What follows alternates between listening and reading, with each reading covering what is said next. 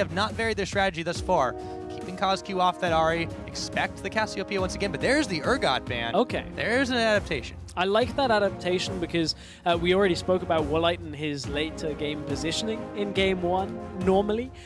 This time, however, Urgot not going to be available. Now you're putting him on to a lot squishier a champion, and a lot of the bans have remained the same though. Ahri Cassiopeia Nidalee has been the same out of ROCCAT every single game. We're rushing through the rest of the bans and picks. Yeah, this time they give Gragas over, and that's an immediate pickup for ROCCAT. Jankos really wanted that one.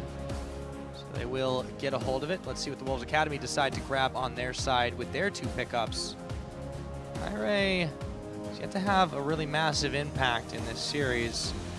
I still like the Sejuani, but that's not what they're going for this time. We've got an Elise. Yeah, oh, okay, it has been locked in. I wasn't quite sure, I didn't quite catch it, but locked in for Kirei. One thing Elise and Kirei do is go hand in hand. It has been 3 games for Kirei on Elise, one of the only junglers in Europe, or even around the world, that has really been picking Elise, and it's purely for catch potential. Ah, possibly some disengage on top of that one too. They pick up the Braum. Very quick choices from Wolves Academy. They don't reveal too much, just some comfortable picks when their backs are against the wall. We'll see if the Wolves can come out snarling. ROCCAT very quickly take the Maokai and the Lulu again. Let's see what Woolite goes for this time around though. Yeah, will it be a later game AD carry? We saw him on Jinx, we saw him on Kog'Maw in the regular season. They've got the tools for the jugger, either of them. They have tools, but do they have the toolkit in Woolite's hands? That is the question.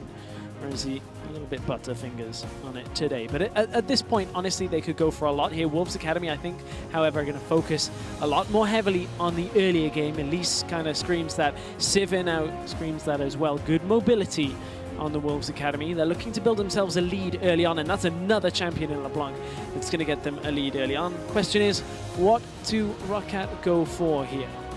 That is, of course, the question. I wouldn't be surprised to try for a more hyper-carrying style. Woolite does prefer the Kog'Maw. He will be in a little bit more danger if he does get caught, and this is a comp that can certainly do it. But again, ROCCAT, they're up 2-0 in fabulous style. Maybe they don't feel they have to fear these Wolves. Maybe they don't have to, but at the same time, I kind of feel slightly frightful when Woolite locks Kog'Maw, if he locks Kog'Maw. Just because I'm just remembering back to games in the regular season where he was stepped a little too far forward and it is locked in, so there is a lot of protection here out of ROCCAT for that Kog'Maw. It's all on Woolite now. Yeah, and you know, obviously this is a composition that's going to go a little bit later game by nature, whereas the Wolves Academy, even though they've been pressured heavily in the early game and the mid game, they've got a composition that should do extremely well in that situation. If CozQ can get rolling, CWA can definitely put a score on the board. Well, let's see what they take for their last pickup. They're still looking for Morsu's choice, and it might just be the irelia. It is. He's not opting for the Fizz this time, going for the irelia. That Fizz game last game would have, well, was his first loss on Fizz in either the LCS or the Challenger Series. Yeah, 4 matches. That's the first time he's taken a loss on it. That's got to be hard. But this time, the irelia, he's had mixed success on it, but he's definitely, you can't deny he's definitely got a lot of kills with it as well. I mean, he loves to step up and carry. We've seen it, but this is a champion that I feel can do extremely well against some of the swishiers. It's his most played champion in the regular split for Challenger Series. And, you know, you look at this Wolves Academy composition, again, it's all for picks. It's all for small skirmishes where you can get slight numbers advantage, and a Cocoon, get a LeBlanc in there, get an Irelia in behind and blow up a squishy target. The problem is, for Wolves Academy, there aren't going to be too many squishy targets as soon as we get later into the game. Maokai, Gragas, Lulu is going to be able to ult Kog'Maw to keep the Kog'Maw alive, so it's not a Juggermaw composition as such, but there is a lot of protection coming out from ROCCAT for Woolite. Oh yes, there is indeed. We'll see how they play it this time around. They really haven't needed as much of it before, but for now, that is going to be the end of those pick and ban phase. We're getting into game 3. It is match point. Why don't you guys tell us if you think anything's changed here? Can the Wolves pick up a first win on this stage, or will it be ROCCAT just taking it 3-0? Will it be ROCCAT re-entering the LCS? That's what they're eyeballing doing. We'll see what they do here. We're on to the Rift. ROCCAT have to be feeling confident. They go for the Juggermaw this time around. Let's see how they use it.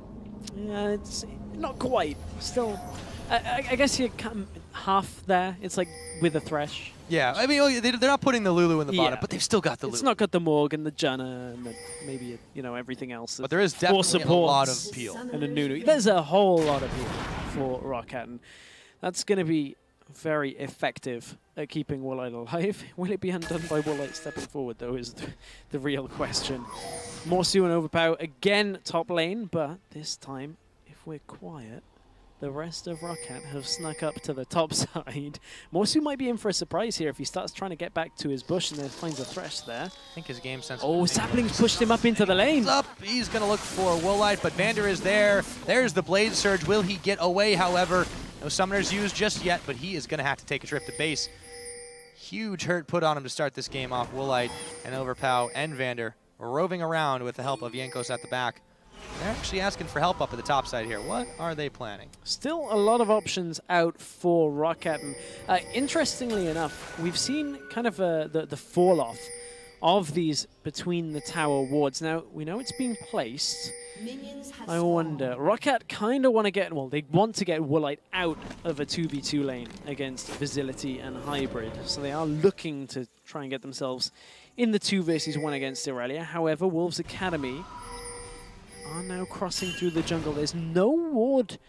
There's no ward on the red for ROCCAT, but they are wards just by the base gate and the lane. So that's enough to scout out Vizility walking through. However, is Vizility about to check into people from ROCCAT? They move out of the bush. Now they've got to kind of readjust, and they can't get it. But Braum into the middle lane. Yes, he is. Nukeduck taking a serious hurting as he's forced to immediately burn his flash. Hybrid, he wasn't Nukeduck rather wasn't expecting Hybrid there. Morsu once again getting chunked out by this ROCCAT team.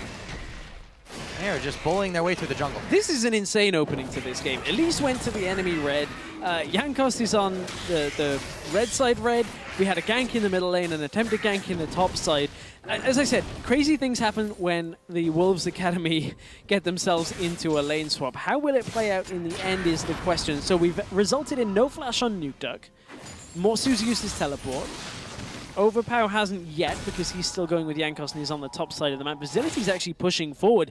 Is going to be in trouble here if Jankos and Overpow go up there, but Overpow is still only level 1, only has a sapling. So no Twisted Advance available. There's no vision here. Vizility's going to get blindsided immediately. Spell shields and flashes after he heals. That was an expensive escape, Stress. Everything used by Vizility just for him pushing up here. And Overpow gets into the 1v1 situation now without having to use anything. He just walked up there. Yeah. Now ROCCAT and Vander, or Woolite and Vander rather, are going to be in a little bit of trouble themselves. And flash by Vander and a lantern. Kirei now, he's going to get flayed into tower range as he was exhausted. Not enough damage as he repels away. Morsu still there, still threatening. Gets himself an equilibrium strike. And Woolite feeling pretty confident here as Hybrid now is getting pushed back. The cocoon will land. But in 2v3, Vander and Woolite, they come out on top. Vander having his lantern there instead of the hook, just paying complete dividends in that lane. So a little adjustment keeps Woolite alive, and that is going to be the key to this game entirely. Woolite a teeny bit down on CS, but there are enough minions in front of him for him to start catching back up, and he does draw even against Vizility.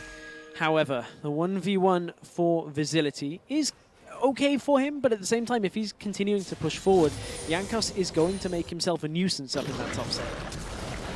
Maybe more than that. There is the spell shield. It's going to wear away. Overpow, arcane smashes. In comes the belly bump, and Vizility, he's got no more summoners. It's only a matter of who gets it. It's Overpow. Woolite now in some trouble, but he takes the express lane out and throws down some puke to cover his escape. Oh, hook didn't quite land. Here's the teleport. In. Overpow, he wants to keep fighting this one. Kirei forced to flash. They're going to find Hybrid. I think that only blocks one way. He's going to have to burn another one himself. Copenhagen Wolves Academy, they're just popping summoners left and right.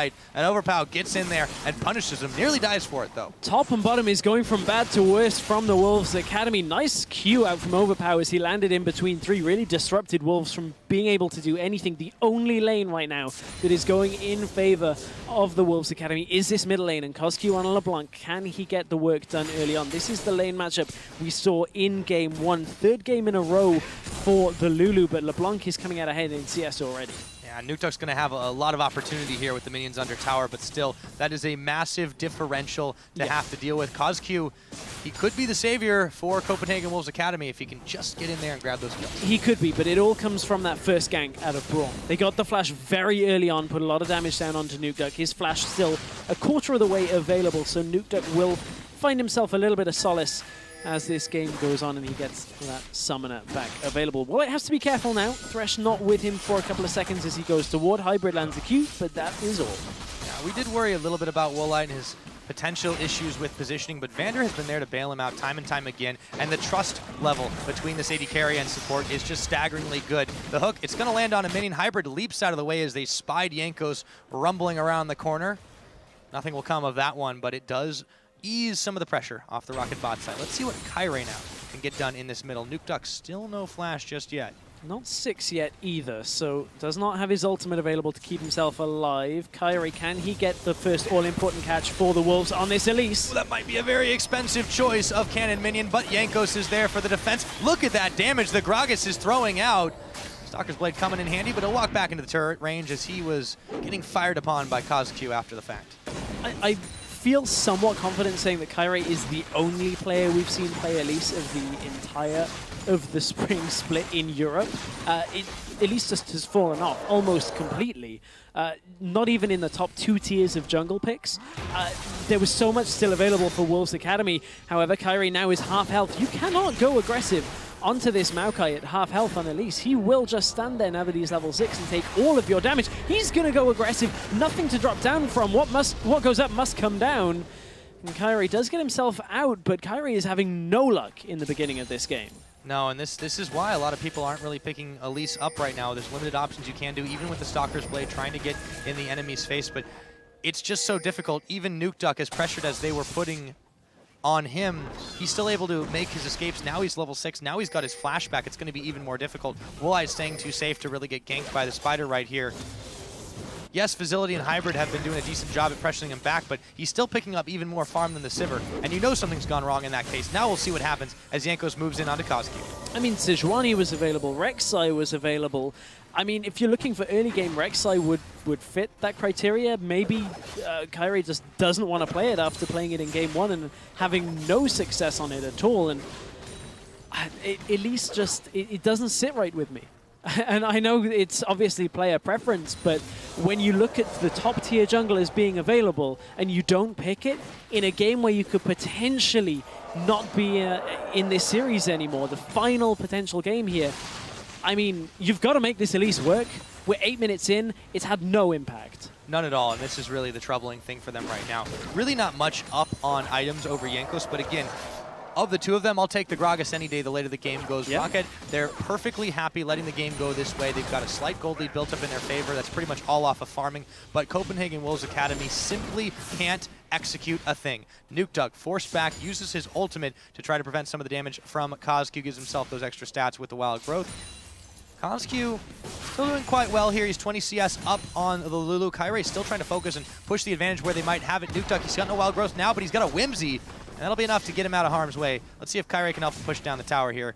Yes, they get the damage, but that just won't cut it. Yeah, it won't cut it. And we'll have to see whether Kairei's fangs can cut through the tank line. Yes, she will be dealing % health damage, you know, as we get later on, but she's building towards tank, and that makes you entirely reliant on Elise's base kit damage out of that % damage. So it's all reliant on in human form, its current health. You know, at that point, Kirei will have some damage, but it's very limited. You're not looking towards your jungler for damage in the current meta. You're looking to your jungler for crowd control and the ability to zone away / catch enemies.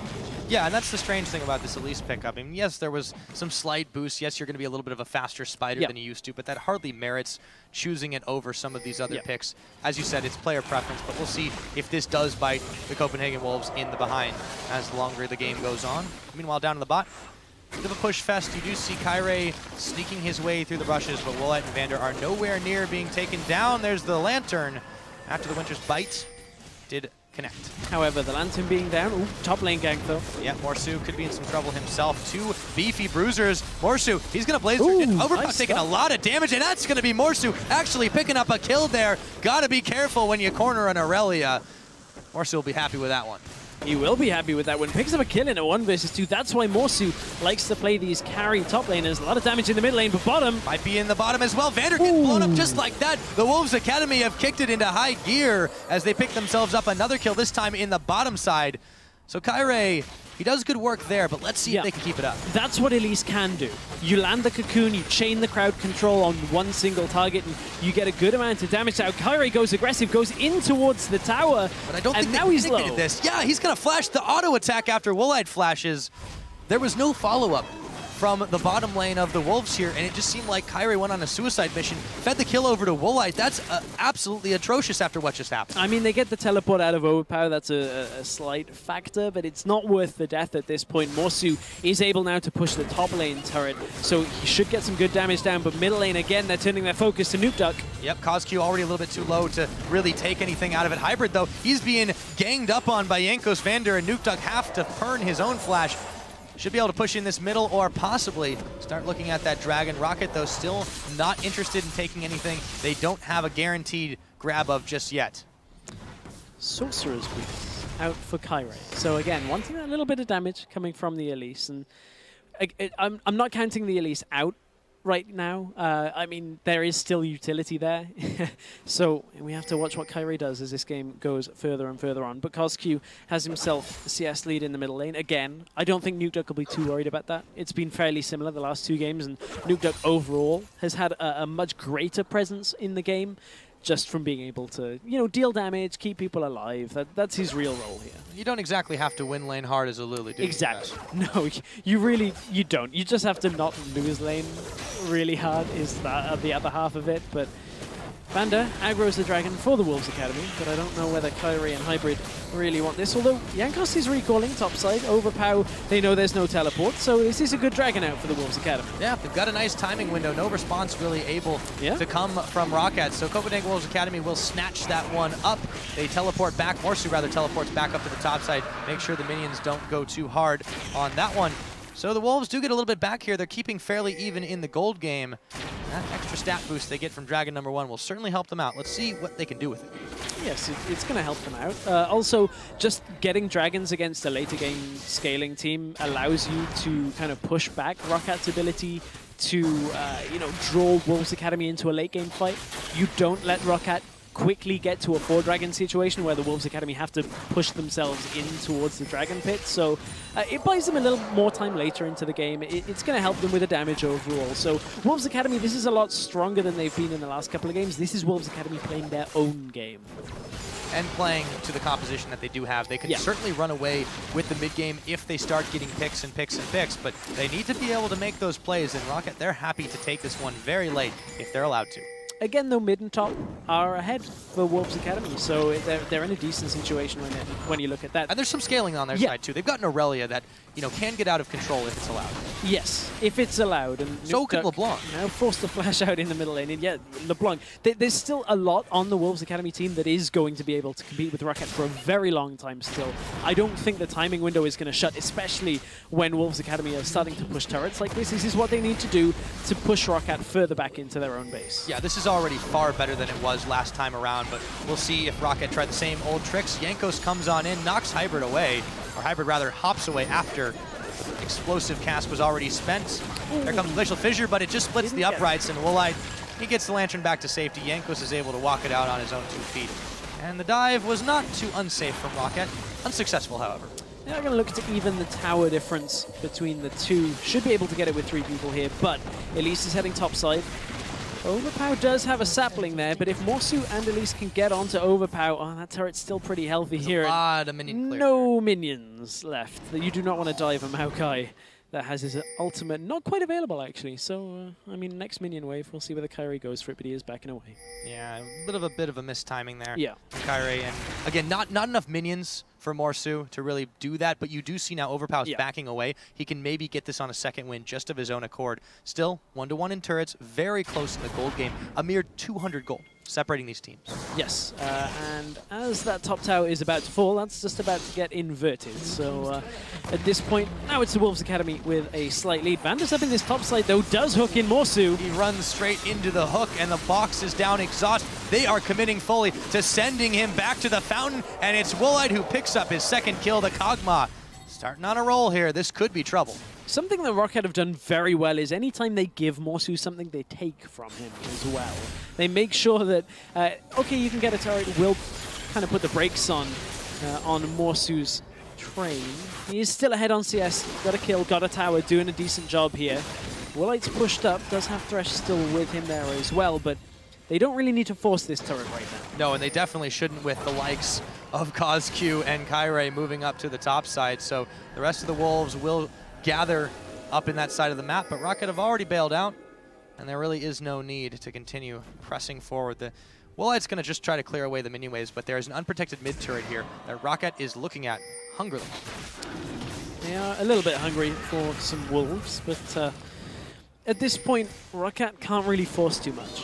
They have to wait for Wolves to step out of position where they're not all together for ROCCAT really to get anything. I don't actually think ROCCAT are even going to chase fights. They shouldn't really, because Jankos now going aggressive. Lots of damage on Vizility. Man, yes he does, but on the hunt just popped in. Kirei was there. Hybrid now, he's the one getting locked up, and there's a teleport coming in from ROCCAT. That is going to be one dead Braum. The tower is sure to fall as well, and Copenhagen Wolves Academy, they're going to have to back off and lick their wounds for just a minute. Yeah, Jankos tried to catch out Vizility there, but at that point, Hybrid was the one that was caught out of position, and again, if Wolves Academy are not in a defensive spot here, ROCCAT are looking or going to look to try and catch somebody out. Morsu's pushing mid. This is a bit of a distraction play here out by the Wolves. Yep, they are hoping that there's not enough damage on this turret, but it's being pinged out by ROCCAT as Morsu. He should be able to secure this one up. The question is, does he get away? The rest of ROCCAT are making a beeline down for him. He picks it off and heads straight into the jungle, so the play is successful. Morsu on the solo mission, grabs himself an inner turret in the middle. Yeah, so they pick up that inner turret. That's, again, going to help Wolves with this split push. We talked about how ROCCAT getting an inner turret earlier denied the split push. Getting the mid inner this early now really assists the Wolves when it comes to getting Morsu into a side lane, getting Morsu pushing. He's got his teleport available still. All of that was done without using that big utility summoner. And now he's going to look towards the bottom lane. You said something really interesting earlier about, well, I'll talk about it in a minute, because CozQ's jumping onto Woolite. Not enough damage to polish him off, but he certainly made him regret pushing up a little bit further forward. But more onto Morsu. You said that this is the game that the Copenhagen Wolves Academy wanted to play. Yeah. They're perfectly happy to let Morsu just do his thing, let him rip on this irelia, and boy, has he made a statement here. We'll see if he can grab a kill on top of it. Getting a little help from Hybrid, but Overpow will be flashing away from that one as he turns off his ultimate. Looks like another turret in the sights of Copenhagen Wolves Academy. Kirei there to make sure that no one tries to push in on him very quickly. Yeah, Morsu gets a little help from his friends and pushes another turret down. Quickly they've escalated now to 4 turrets in favor of the Wolves Academy, and with that Trinity Force completed onto Morsu, that was when the real go signal was for Wolves to start fighting. That is a big power spike. You look at the CS difference between the two as well. Maokai now looking towards that Frozen Heart with that Glacial Shroud as well. Yeah, this is something Morsu's done over the course of the series, and you mentioned a lot of people look up to him as, you know, a big solo queue hero in the top lane, and it just shows he's able to grab farm and squeeze it out all the time. We'll see Woolite. If CozQ can squeeze out a kill here, as Woolite is just caught up. A Cathian surprise is going nowhere. Meanwhile, he stole it. The dragon is stolen away as Jankos is yanked back. Hybrid, Kirei trying to force a fight after the fact. Exhaust is on to the spider though. Will they be able to squish him? Jankos on the underside of the barrel just takes him down as Morsu comes in to try and clean up the fight. Is his mop big enough? I don't think so. As he goes over into the Krug pit, he's taken down by Overpow. ROCCAT come up huge in that. First they steal the dragon away from the Wolves Academy, and then they take 3 kills for 2. ROCCAT will be super happy with that, especially when that first kill came from Woolite getting 1v1 down by CozQ. Woolite's not on Urgot this game. He is going to be very squishy in 1 versus 1. CozQ will look to do that, but honestly, Woolite will say, that's fine as long as the rest of my team are able to fight you, and fight them they certainly did. Exactly. You take that catch out of the equation, and that fight ended up being a 1-for-3 for ROCCAT, and they steal the dragon as well. Jankos with the quick fingers on that smite, able to pick that one up just in time, and Copenhagen Wolves Academy, they really couldn't do much about that. Let's see how this all happened again. Started with the catch. So this all comes from the ward being down on this catwalk. Woolite steps forward. No chance there. At this point, already, Wolves Academy had good wards to just control this dragon area, but Jankos just hops himself over the wall, picks up the kill, and Morsu comes in, gets himself a kill, but is it enough? Not really at this point. It's going to help them deny a lot of what ROCCAT want to achieve here in this game, but ROCCAT did enough. They absolutely did. And 2 kills onto Overpow is not too shabby either.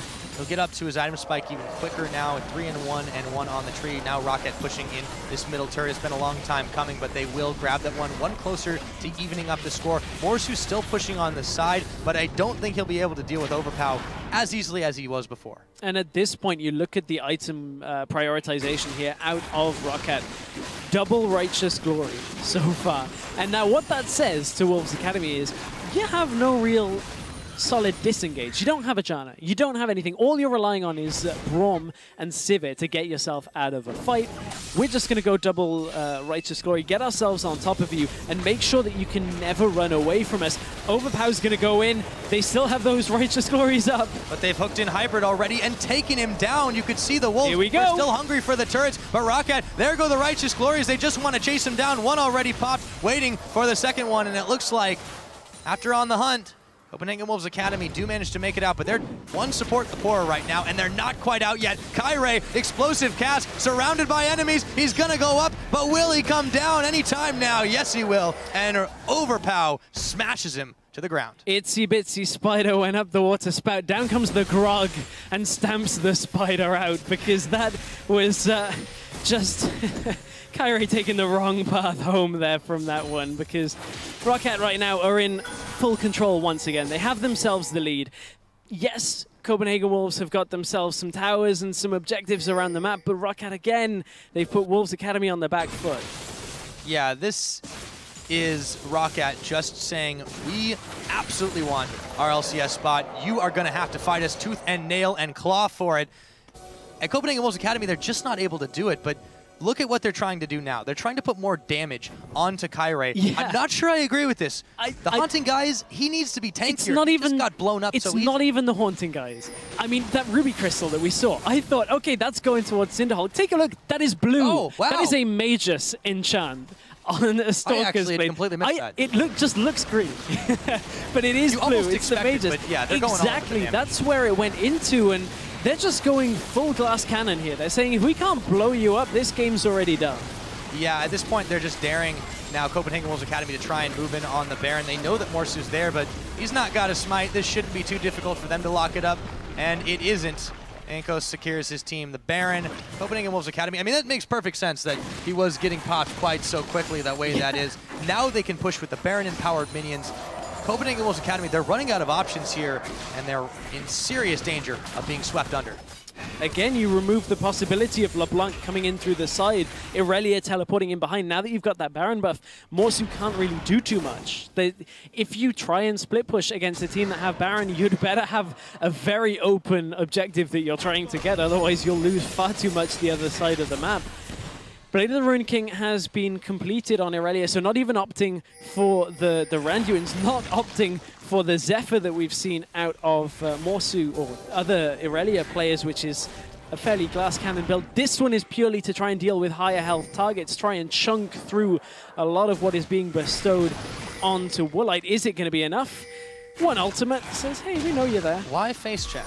Yeah. You can just... Ooh, Woolite though. Death from above. Vander's hook is not going to connect. Exhaust is down on Morsu. Will ROCCAT fight this one out? Vander looks to be going down, but the wild growth comes out on him. Hybrid now isolated from the team as they pick him off. It's Woolite getting the kill credit. Morsu now running, scared away from the giant tree, but the fat man comes in and smashes him with the barrel. Elise, meanwhile, Kirei is just absolutely off in the middle of nowhere as he bailed out of that fight. ROCCAT looking to push down this inner turret, and there will be no one from the Wolves there to stop them. This is going to be an inhibitor turret as well here. Baroned up minions are about to rejoin a second wave. Well, like takes up a little bit. It could be. I feel like Wolves Academy are going to fight over it now. Hybrid's back up.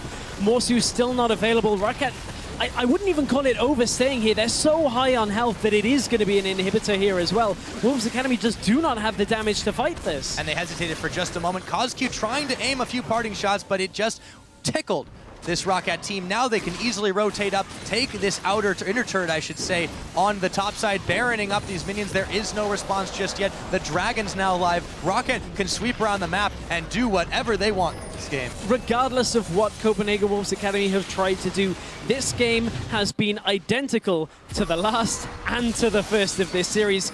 They try and engage here.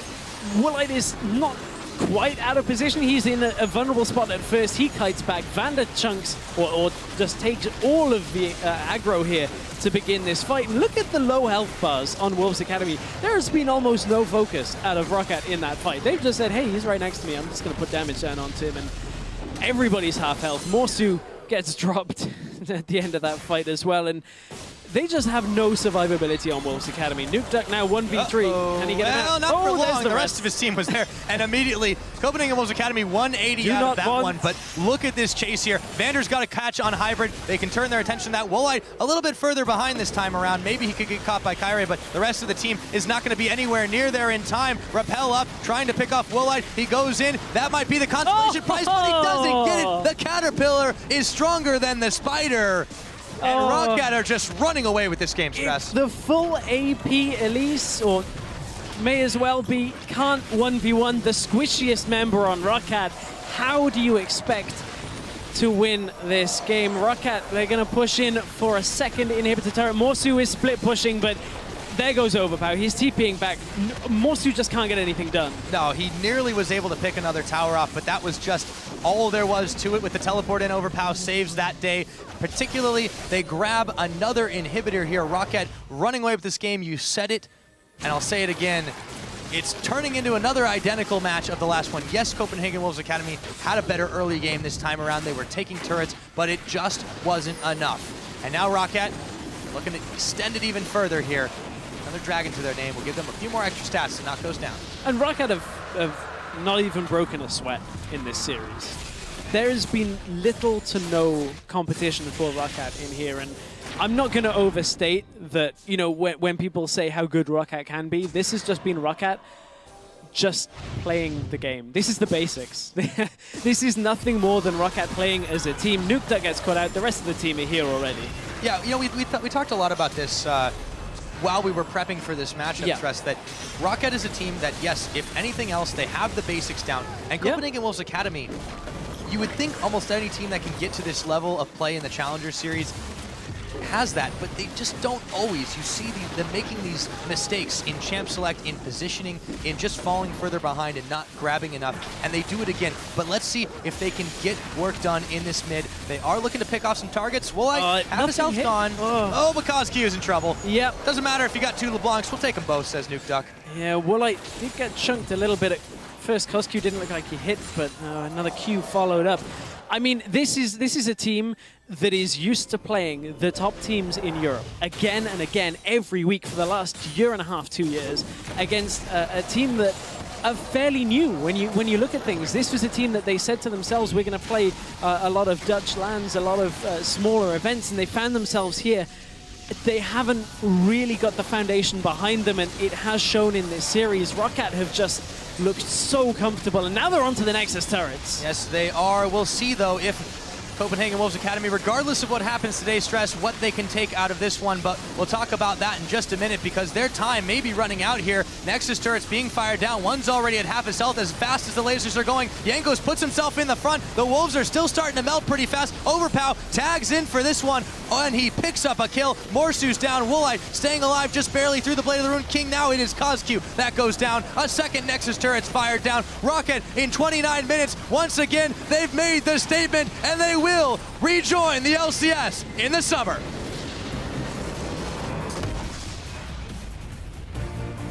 And a very subdued reaction from ROCCAT. They'll say to themselves, let's be honest, that's the result we expected for themselves as a team. You heard the ROCCAT players earlier saying, we can't even believe we're in promotion tournament. The fact of the matter is, that's where they ended up. That looked like an LCS team playing together. Not going to talk about where the placement is overall. It was just solid. It was consistent. It was what ROCCAT needed for that series. Yep, a well-deserved win. This new coach, Yamato Cannon, gives their congrats. The rest of ROCCAT shuffle over to the other side, shake hands with the Copenhagen Wolves Academy. But they have got to be relieved with all of that. It was a nightmare scenario for ROCCAT after the course of this split. It was a what exactly happened with us, and they got themselves back on the ground. They got their feet moving, and they really just took that to the Wolves, as you said, without really breaking a sweat. Yeah, I mean, let's look at the other side of the coin here for Wolves Academy. You can't overlook the experience that being in a promotion tournament can give you. I mean, to name a few other teams that have found themselves in failed attempts at the promotion tournament, H2K, one of the biggest ones. They failed the first one. When they were Cloud9 Eclipse, they failed another one. Cloud9, the very first time in the North American team, tried to qualify. Now, I'm not going out on a limb to try and say that Wolves Academy could become, you know, the next Cloud9 or anything. What I'm saying is the experience is invaluable. They now need to take this experience and build an even stronger team for the next split of Challenger, because they will retain their Challenger spot, as will Reason Gaming for the summer split of Challenger. But they've got a lot still to put together to come back in the summer. Precisely. I mean, as much as we talked about how they don't necessarily have the basics, we're stacking this up to a now reminted LCS team. There is a lot that this team can do. They can go very far. I think the expectations were extremely low. No one really had the idea when this team, the Lowland Lions, now the Copenhagen Wolves Academy, came out of the gates and just did everything in their power to tear through the Challenger Series, only being stopped by Origin. And now I really think they've got to give themselves a pat on the back for having made it to this stage. Despite how the results went, they've got a very bright future ahead of them. Yeah, they have, but when you look at ROCCAT, who now they're back in the LCS, you look, they've now got Yamato Cannon in as a coach. There have been some changes here to ROCCAT's play in the respect that they brought the Urgot out. I mean, they've got It's a very different play style than what we were used exactly. to see, the variety. And yes, they went back to a little bit more basics in that game 3, but honestly, that was a great relieving of tension for them, I think. Yeah, they've shown variation, which is the beginning of a path to, you know, just building a team that has more than one playstyle of put Woolite on a carry and don't get picked in the late game. Put him on a tanky carry, he can carry through the game. And honestly, even on the Kog'Maw, he was 4-1-6, never really was pressured in that game. I wonder how it would go in the LCS season, but that's something we're going to find out when we get to the summer split. Absolutely. So with that all done, we're going to step on stage where Pulse is standing by